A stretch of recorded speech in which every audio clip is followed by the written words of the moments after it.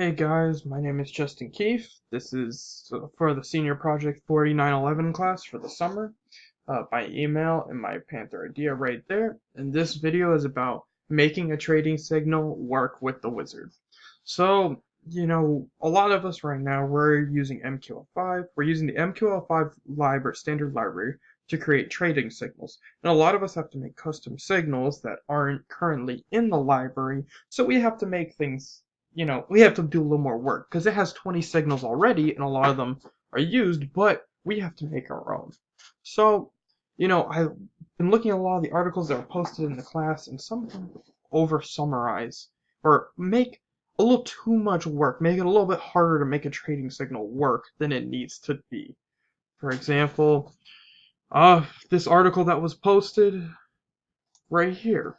This is the one that was posted in the chat. It has all these positions for managing orders and things like that. And really, you're not really going to need a lot of these. The signals do these themselves. What you mostly need to work on, what mostly needs to be done to make a trading signal work, there's two main functions that need to be done. This short condition, and then there's the long condition. These two are the ones you need. Because essentially what these are doing is, well, when a trading signal happens, and it's processed, let's say I have 5 trading signals, and they all have different weights and whatnot. What will happen is each trading signal will vote whether they think a position should be open for buy, or a position should be open for sell, or that a position shouldn't be open for buy, or shouldn't be open for sell. That's what this result value is. So let's say for my example, mine is the head and shoulders algorithm. Mine is the head and shoulders. See, this is my custom signal that I made. And for my long condition, it checks my pattern, which is a custom function. It checks the pattern, and if it should go long, in my case, you set the result to a value and return that result. And the same for going short, selling essentially. And the same thing happens with this is one from the wizard itself. This is the same one. Let's just scroll down here. See, they have the same thing. They are doing more logic in their function than my logic is done outside of my function, so I don't need all this in my specific function.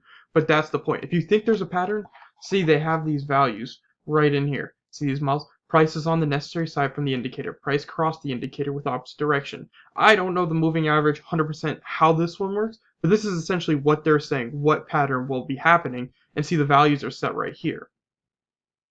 This is how the voting happens. The voting happens, for example, mine. So let's say I combined this signal MA and my head and shoulder signal into this test 3. And essentially what test 3 does is if one of the trading signals wants to open a trade, it takes a vote from all the trading signals.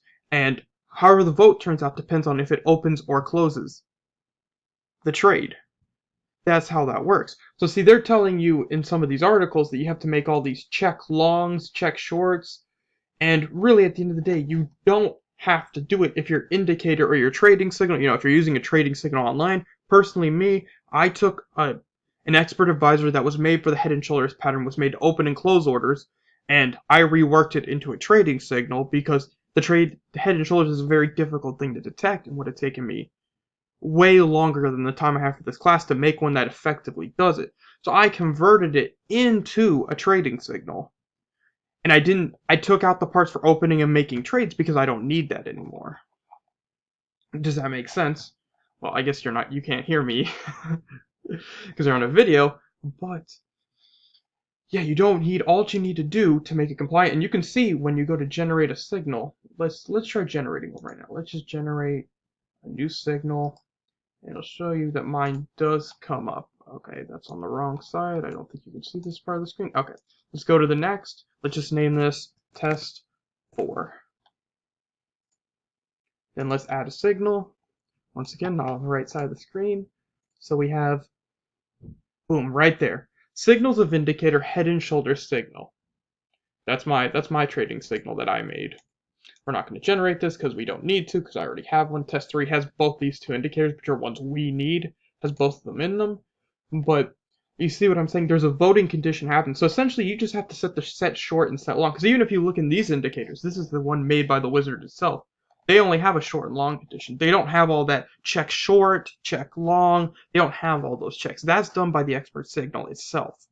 You don't need to overwrite all of those. That just makes it a lot more difficult and will take you a lot longer. It'll be a lot harder to debug and stuff like that. Essentially, you just have to set this result value. You have to make sure the result value returns what you want your vote to be on that position. For mine, for example, if we have a regular head and shoulders, well, if we have a regular head and shoulders pattern, we sell, which is shown, this is the sell condition. If we check the pattern and the pattern comes out true, we say, hey, we should sell. And the same thing if we have a reverse head and shoulders, which is right here. Then we say, if you have a reverse head and shoulders, you want to buy then.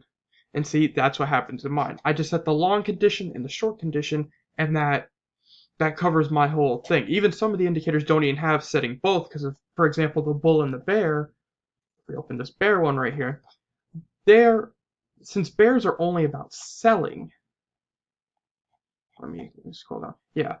Well, you only go long because that's the only one this exact trading signal needs. So essentially, if your trading signal can buy and sell, you need your respective short and long conditions. But that's all you need. You don't have to go through the trouble of making it so complex where you're checking short, long, checking this.